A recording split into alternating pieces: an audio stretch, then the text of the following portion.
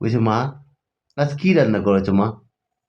বলছে, যা বাবা, আজকে সয়াবিন আলুর তরকারি রান্না করেছি, যাও খেয়ে চলে যাও।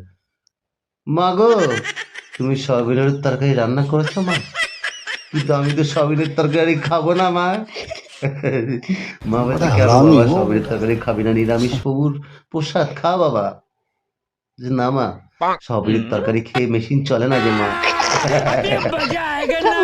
গায়ে শক্তি লাগে, একটু ডিম একটু মাংসের ব্যবস্থা কর। মা বলছে, খোকা তুই আনিস তো 200 টাকা সারাদিনের পর, এই 200 টাকার মধ্যে তোকে আমি কি করে ডিম মাংস খাওয়াই বল?